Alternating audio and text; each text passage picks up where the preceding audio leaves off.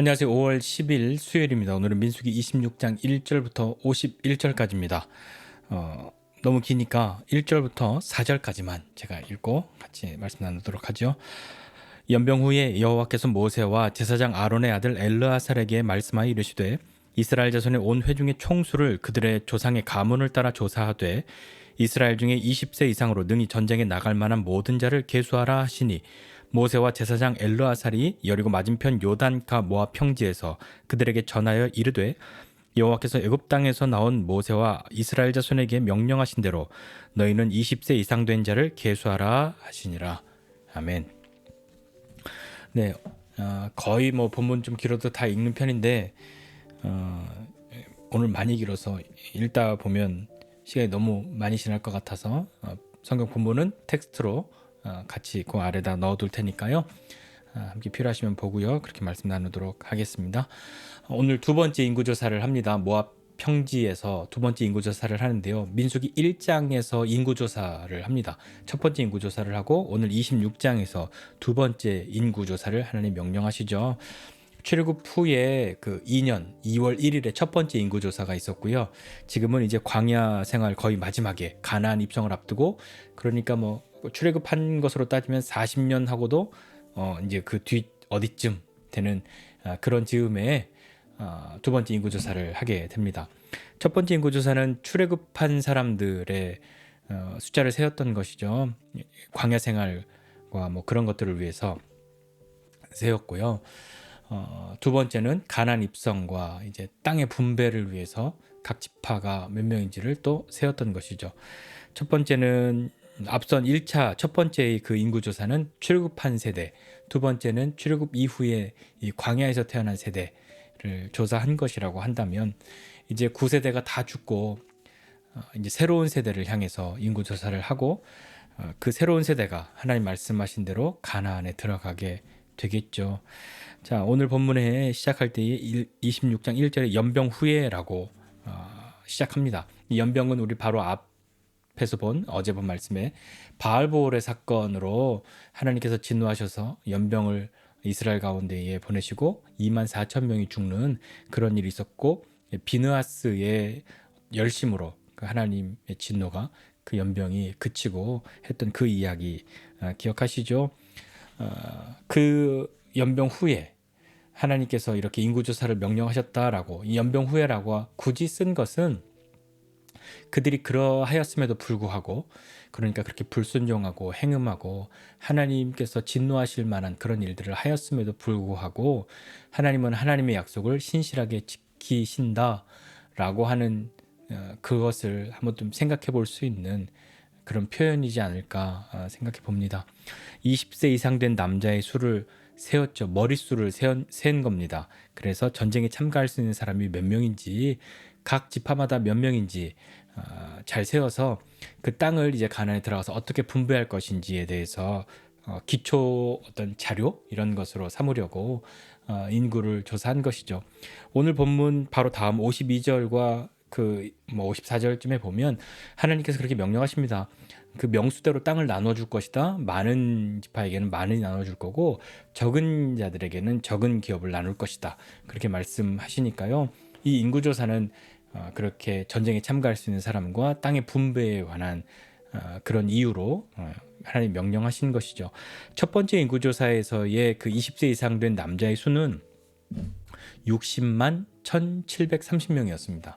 두 번째 인구조사에서의 전체 그 남자의 수는 20세 이상의 수는 60만 3,550명입니다.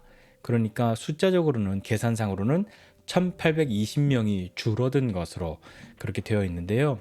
그러나 전체적으로 보면 60만이 넘는 인구 중에 약 1,800명쯤은 뭐 엄청나게 큰 변화, 많이 늘어났다, 많이 줄어났다 할 만큼의 그런 숫자는 아마 아닐 겁니다.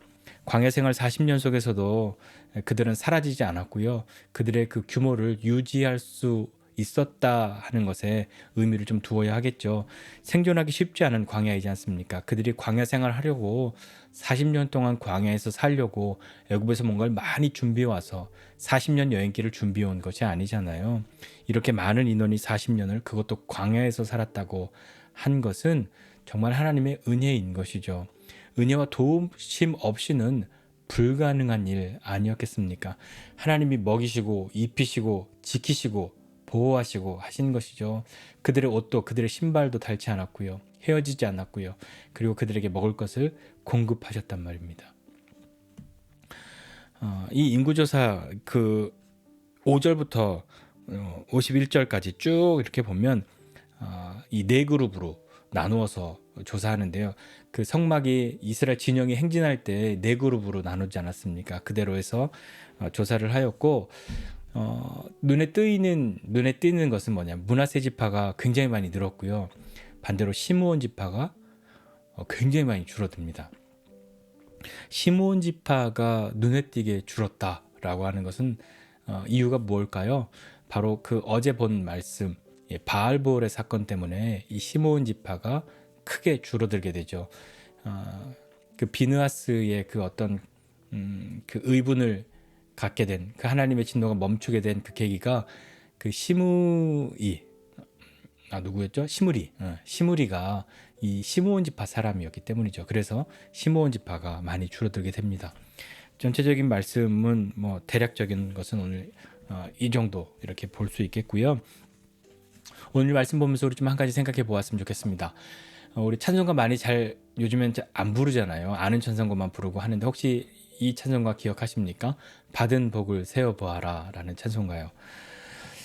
뭐 그냥 이름만 들으면 너무 이거 복을 밝히는 거 아니야? 뭐 너무 이렇게 막 계산적인 거 아니야? 그렇게 그런 느낌을 가지실 수도 있지만 그 노래를 잘 부르고 그 의미들을 좀 새겨 본다면 그것이 아니라 하나님께서 우리에게 주신 것이 무엇인지 분명히 알고 그것이 얼마나 귀한 것인지 잊지 말고 잘 보아라 하는 그런 의미로 또 우리에게 은혜가 되는 그런 찬송가 아니겠습니까?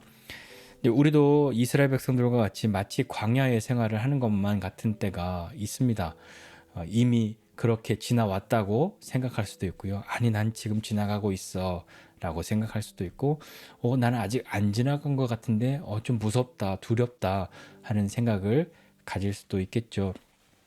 그런데 우리는 어디에 있는지도 참 중요합니다. 그렇지만 누구와 함께 하는지도 참 중요하죠.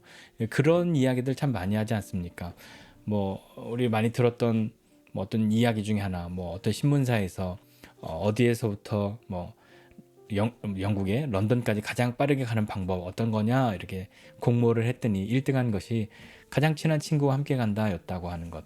그러니까 어디에 있는지도 중요하지만 누구와 함께 하는지도 참 중요하다는 것 아니겠습니까? 뭐 이어서 좀 생각해 보면 얼마 전에 제가 한 10여 년 만에 영국에서 온 친구를 만났는데요.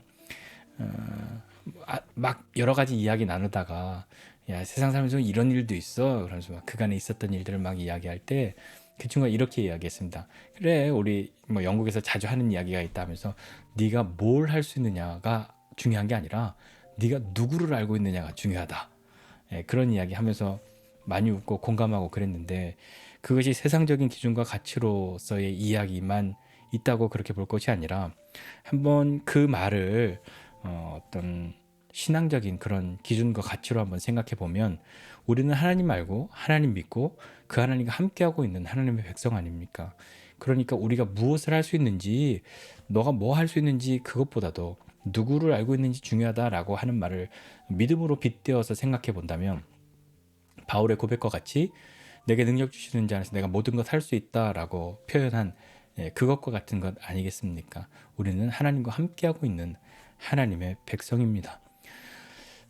그리고 반으로 줄어든 이 시므온 지파의 이야기를 보면 어디에 있든 어디를 가든 그것이 광야든 가나안이든 간에 가장 중요한 것은 하나님과 함께하는 것이고 그 하나님과 함께함이라고 하는 것은 그저 물리적으로 하나님과 같은 공간을 차지하고 있다라고 하는 것이 아니라 하나님과 함께하는 것은 하나님의 일하심에 기꺼이 순종하고 하나님의 뜻 이루어지는 것을 기뻐하는 사람 그 사람으로 있다라고 하는 그 말 아니겠습니까?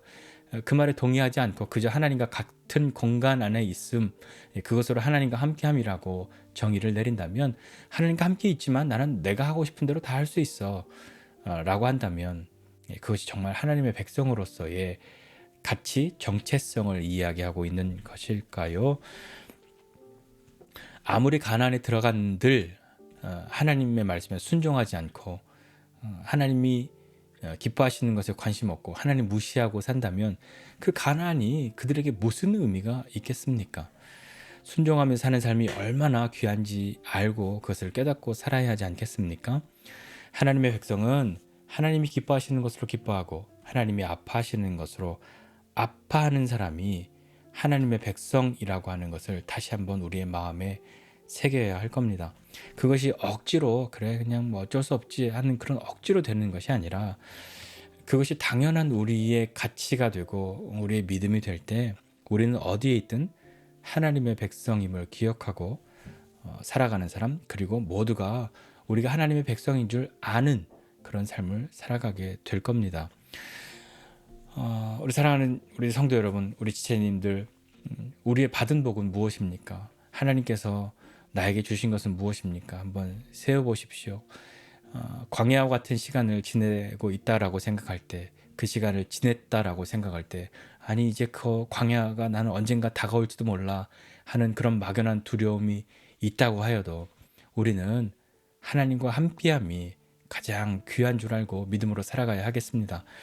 오늘 하나님께서 다시 한번 이 인구를 조사하라 하는 명령을 하심으로 이제 가나안 입성을 앞두고 그 새로운 세대에게 새로운 땅에 들어가는 그 기대감과 하나님의 약속을 이루시고 지키시는 것에 대한 그런 기대감, 그런 감사함, 그런 믿음을 다시 한번 확고히 해주실 때에 이 시므온 족속과 같이, 시므리와 같이 하나님을 무시하고 자기 뜻대로 하는 일, 그 일로 하나님의 진노를 사는 그런 사람 아니라 하나님이 기뻐하시는 것으로 기뻐하는 그런 믿음의 사람 되어서 하나님 없이 가나안에 들어가서 마음대로 사는 것, 그것이 정말 약속의 땅 가나안이 될 수 있겠습니까?